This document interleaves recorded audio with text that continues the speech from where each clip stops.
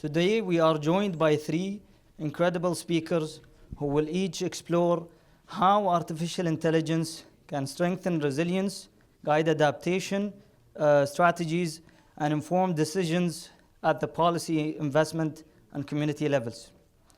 Let's kick things off by introducing our first speaker, Dr. Parag Khanna, founder and CEO of AlphaGeo. Dr. Khanna is a leading global strategy advisor, best-selling author of 7 books, and one of the world's foremost thinkers on geopolitics and climate adaptation. If that wasn't enough, he also an ADIA Lab fellow and great supporter of the lab's work, which is something all of us truly appreciate.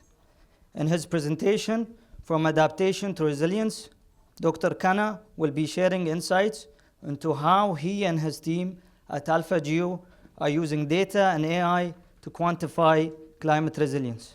Please join me in welcoming Dr. Parag Khanna.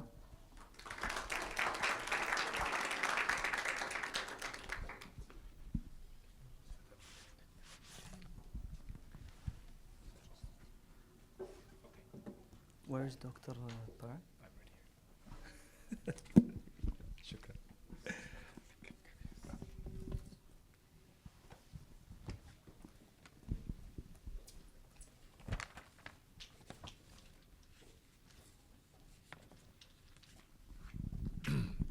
Assalamu alaikum. Thank you all so much for being here. Thank you, Hamdan, Your Excellencies, friends. It's really an honor to be here for the first time at the ADIA Lab Symposium in my capacity, not just as founder and CEO of AlphaGeo, but actually as a fellow of ADIA Lab. And I really do appreciate this incredible community, the depth, the breadth of topics that we're covering over this 3-day period is really quite unique in the world. So I'm delighted to be here. Let me kick off with a few comments about really the journey that informs my approach to this very important session today. And that journey for us really begins with a quest to define resilience, but to define it for a geography. Resilience is a term that really came to the fore in an epidemiological context, in a social context, because of the COVID pandemic. We started to ask what makes a community, what makes a society resilient. And I'll confess that it bothered me that we didn't really come up with a clear answer, right? There were suggestions. Was there greater or lesser social cohesion? Were there more hospital beds per capita? Did people wear masks or not wear masks? And then I also wanted to broaden and say, well, a resilient place. What is a resilient place? And why has that question not been answered? And that took on an even greater importance, not only because of COVID, which fortunately is now behind us, but because of climate change, where we could clearly observe that the mitigation efforts that were underway to reduce greenhouse gas emissions, to align, to achieve our Paris targets and so forth, were not being achieved. And therefore adaptation became very important, and adaptation becomes a key vehicle towards achieving resilience as well. So all of that is a backdrop of the last really few years. And we do know from successive COP summits that A and R, right? A and R, adaptation and resilience, is rising up the agenda, but we clearly see that it's not getting nearly the resources, right, that mitigation, that net zero is getting. And there's a fundamental tension at the heart of this fact that I don't believe is ever going to be overcome. And because of that, we're going to have to be speaking much more about adaptation. And that paradox, that tension is the following. Mitigation is a global public good. It is an existential crisis. We all agree it's necessary. When any given society or economic actor or industrial player reduces emissions, there is eventually a net benefit, we presume, for everyone.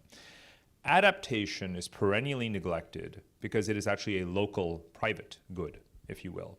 The adaptation measures being undertaken right here in the UAE or in other societies aren't going to be felt per se in other corners of the planet. So the global multilateral architecture, as essential as it may be in trying to coordinate efforts around mitigation, are ultimately, around combating climate change, are ultimately not going to favor or equally weight adaptation to mitigation. And I'm going to speak a bit more about this tension and this paradox along the way. So Darwin gives us many reasons to think about the primacy or the necessity of adaptation. And of course, he is suggesting, true to form, that adaptation is not a fixed process, but an evolutionary one. And so there is a consistency in how we think about complex adaptive systems in biology, which of course we owe to Darwin and others, and when we think about it in an environmental context. Because what is it that we are adapting to? What we're adapting to is accelerating climate volatility and the complex chain reactions that it unleashes. Now, many of us agree, and I think it was articulated very, very well this morning, that linear quadratic modeling of the economic damage functions don't really grasp, don't really capture this volatility and complexity. And that puts a premium on moving beyond mechanical notions of controlling emissions through net zero, and even this notion that we're controlling its impact, that you can go back to the industrial emissions baseline model, that the world of 2030 or 2040 can be made or engineered to look like the world of 1850 or 1900 or 1950. Such a logic that, again, really is evident, if not articulated. It's evident in the modeling that we buy into in the climate negotiations, completely flies in the face of any truthful acceptance of a complex adaptive system, because quite frankly, it does not go back to anything it ever was.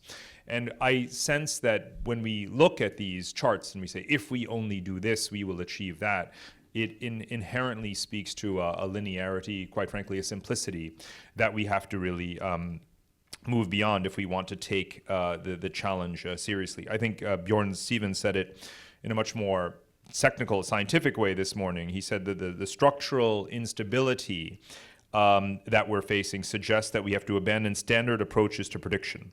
In other words, nonlinear dynamics are what are underway and what lie ahead. Now, I'll come back to a philosophical and a policy point. I mentioned that you have the contrast between global public goods and local private goods. Another reason, and really a corollary to that observation, is the notion of moral hazard. Right? And one of the reasons why adaptation has not been given the attention it deserves in the policy environment is because there is a sense that if we were to divert any resources away from collective mitigation efforts towards adaptation, you're engaging in moral hazard. You're saying it's okay to let emissions run amok. It's not okay. What we need to do is both and, not either or.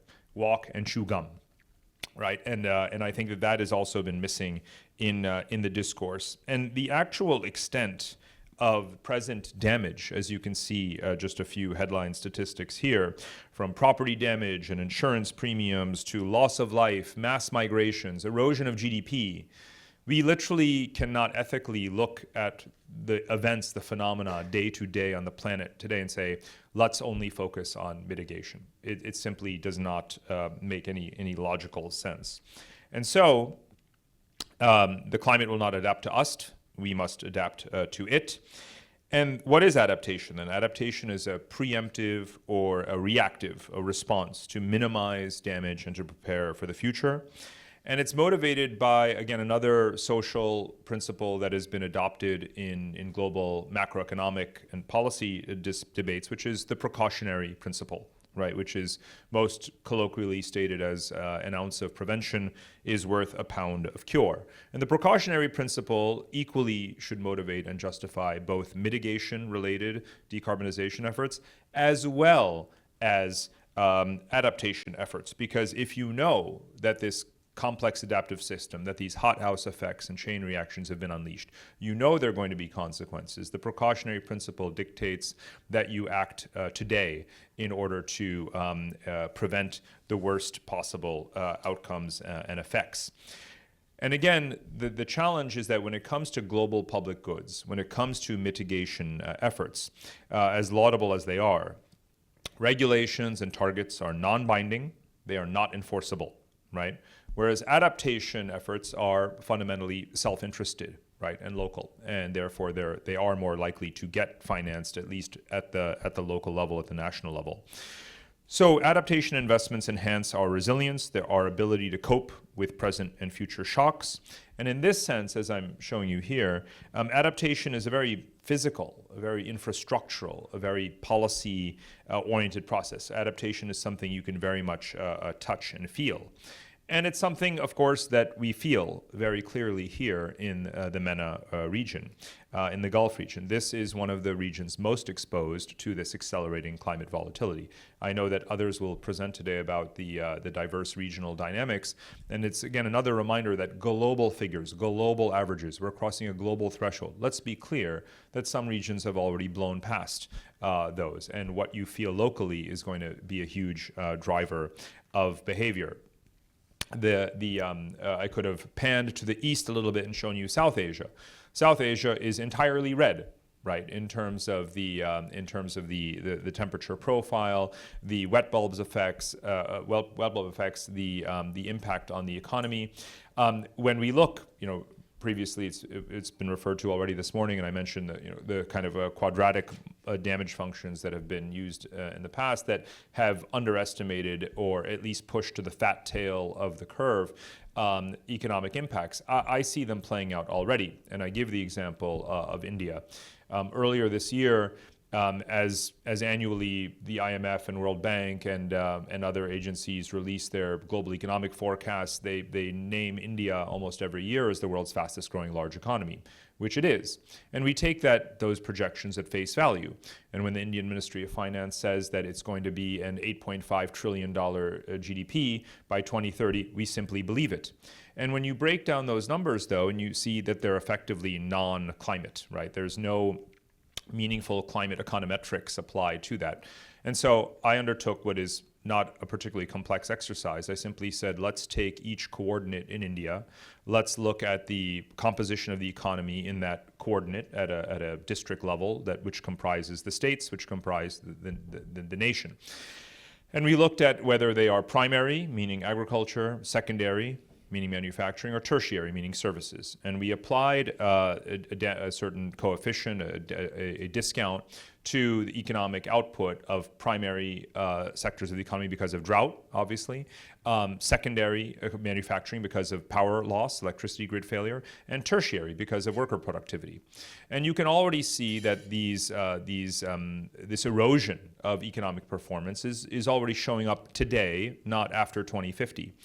And so we recalculated India's GDP, and we came to a figure that's more like 7.75 trillion by 2030, rather than 8.3 trillion. That's a haircut of a good $400 or $500 billion, which is not at all outlandish. In fact, it's perfectly plausible. And it's a reminder of why you have to use data and modeling and projections like this in order to inform policymakers who realize that they're not going to meet their stated goals, and they may lose credibility in global capital markets if they don't undertake this urgent adaptation.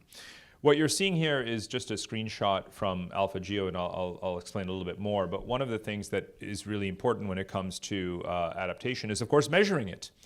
And that, again, is why we exist. There's no shortage of global talent, of scientific models. We've seen them live demonstrated for us this morning that get at quantifying emissions and temperature rise and the localized impact.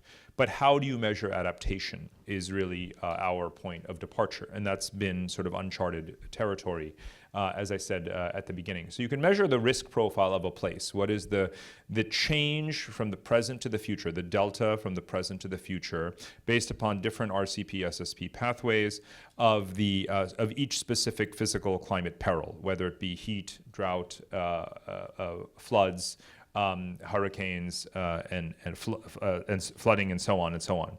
You can capture all of that, but we don't have an adequate approach to measuring localized adaptation capacity, which is ultimately going to be necessary to guide action.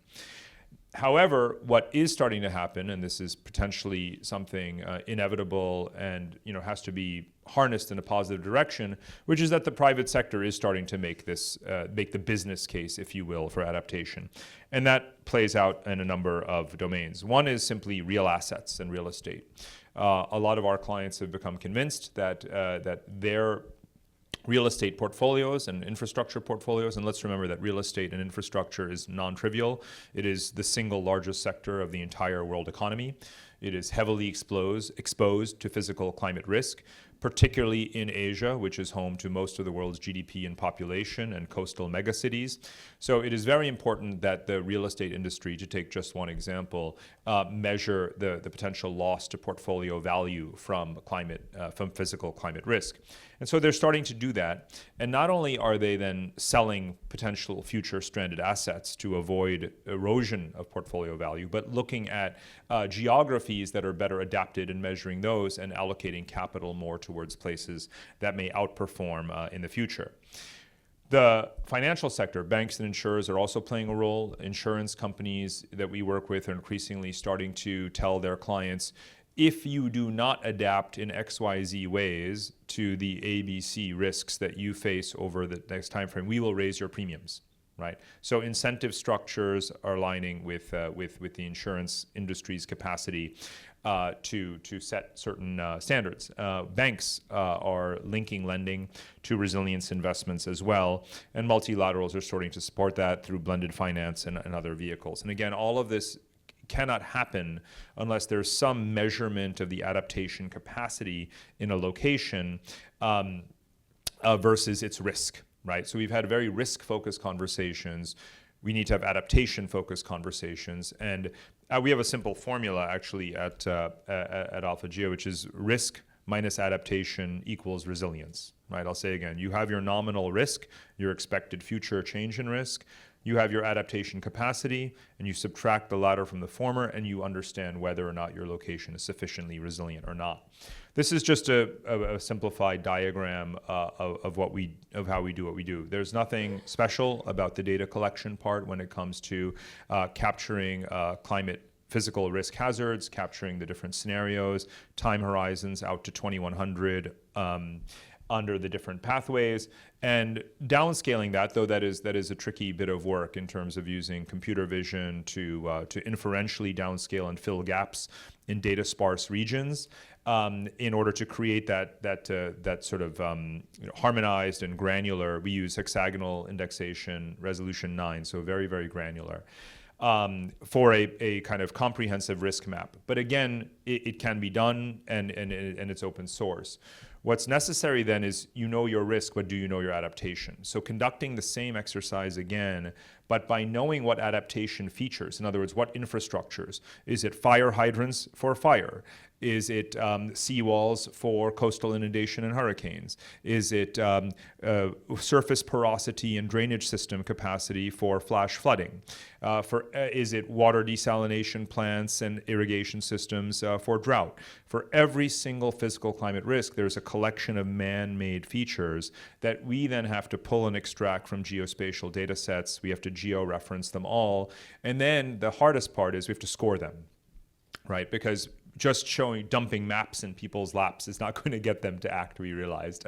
You have to give them a score, and it has to be actionable, and you have to show here is your risk score is an 83 out of 100, which is an extreme risk. Once you account for your adaptation, your risk score is still only a 75. You have a long way to go to get to zero risk, to highest resilience. So what are those gaps? What exactly do you need to invest in terms of adaptation to achieve those benefits?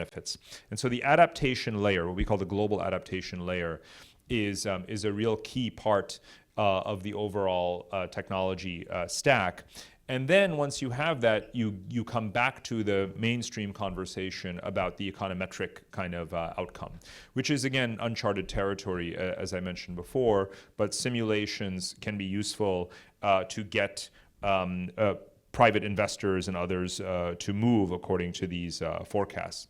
So we, as with others here in this room and as part of this challenge that all of us are confronting, break our work down into directly advising sovereign governments, federal governments, local governments, and companies and others to quantify climate impact, to identify their adaptation gaps, and to design their adaptation investment strategies. And all of this really amounts to what we call future proofing. right? And so let me just say a few words about future-proofing in this preemptive adaptation sense.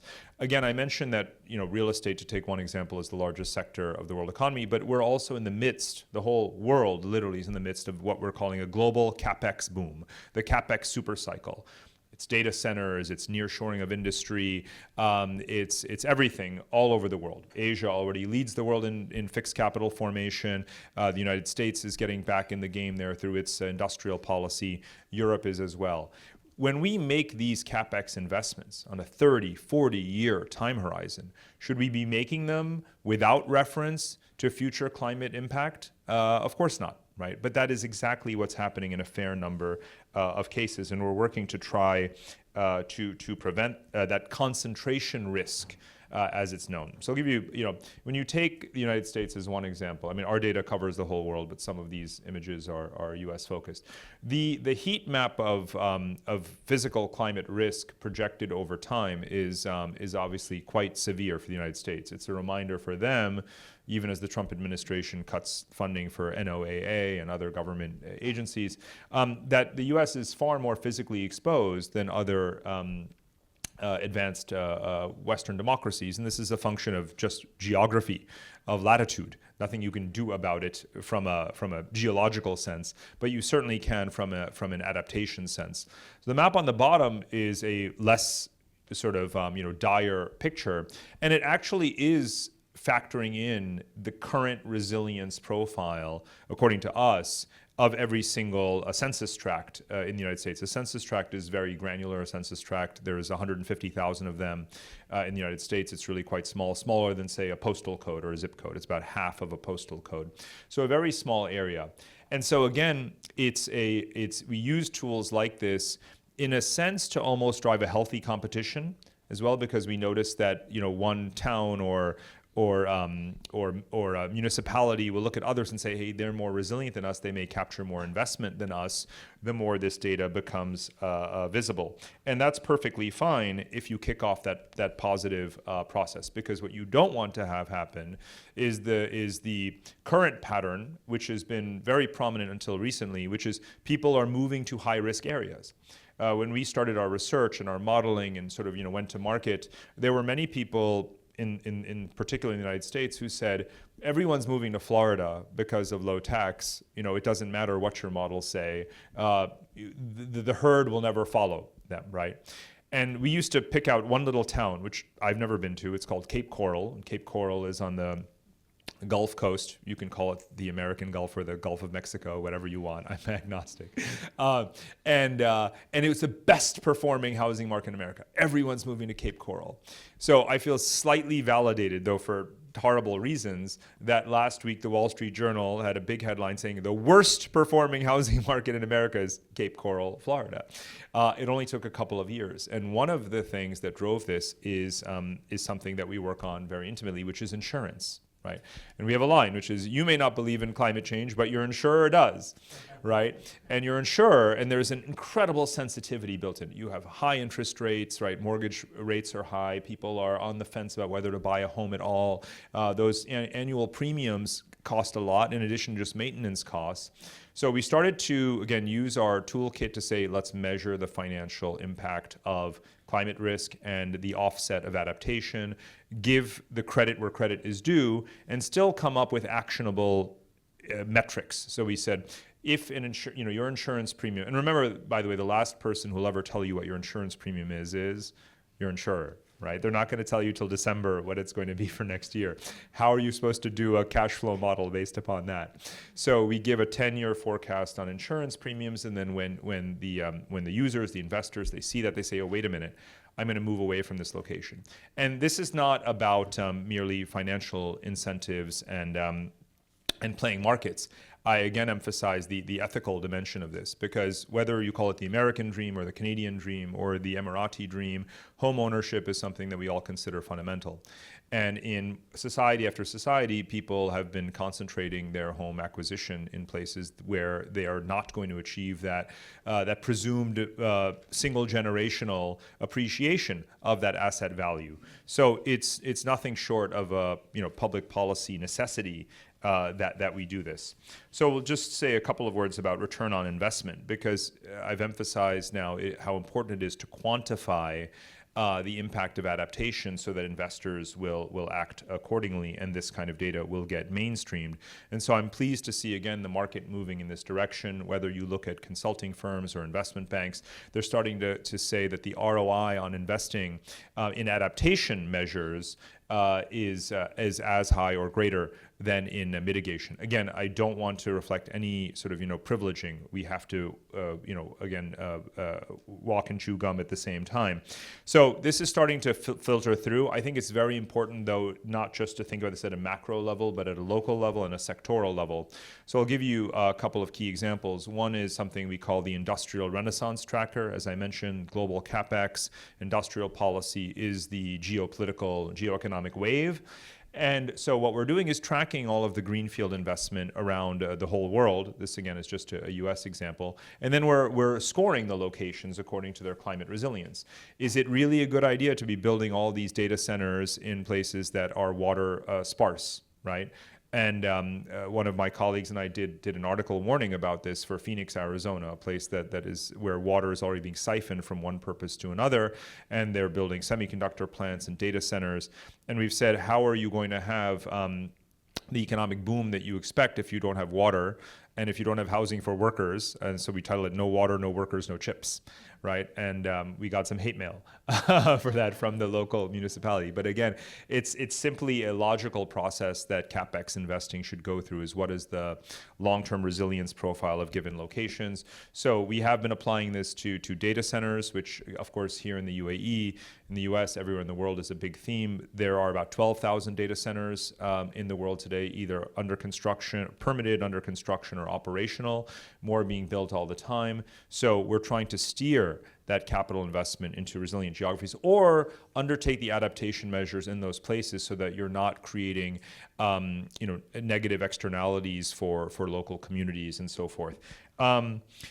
Final couple of points. This can and should apply to public markets as well. So one of the hardest nuts to crack right now in bringing climate into investing is known as asset matching, right? Where are the physical assets of public equities, right? You're buying a stock, you're buying a Walmart or an airline, right? Where is it? And that dynamic, again, never-ending process of asset matching makes it difficult to understand the weight of each asset in a portfolio, and should you be short or long a given stock. But we're getting closer to that through collective efforts that are underway, and that's going to help us apply that resilience mapping to the overall corporate profile. And hopefully that then becomes mainstreamed in the way that ESG investing has tried to bring in net zero commitments. Again, not necessarily fully verifiable, but both efforts need to unfold at the same time. Last point is how this all plays out at human scale. Again, we were motivated, as I said, by the COVID pandemic, and how everyone was stuck in place, and whether your community was resilient or not, you didn't have a choice as to where to move.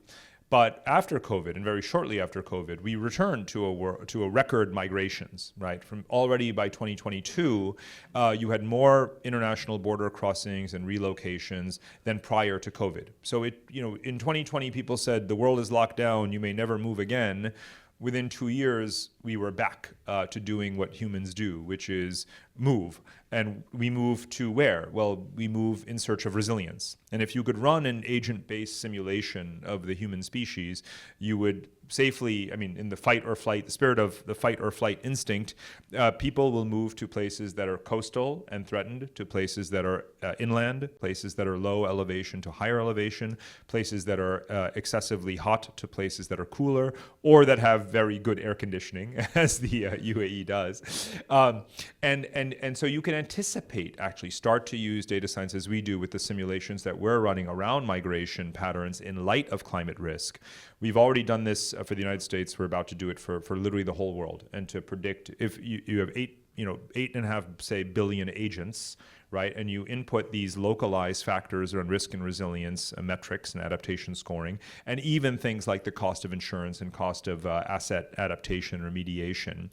And what is the nearest proximate place that is affordable but with adequate resilience? You can very, very straightforwardly run a simulation as to where what the map of human geography is going to look like over the next 5, 10, 15, 20 years. And we do that, again, in order to guide the public sector to know where to build capacity.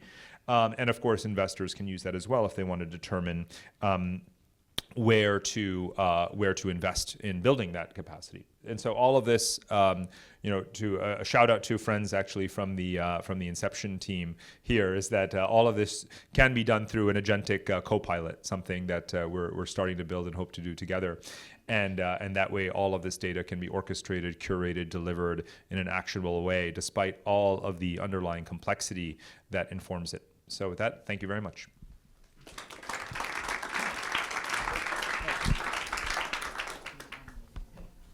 Thank you so much, Dr. Khanna, for that compelling presentation and for framing the role of adaptation in the climate resilience conversation.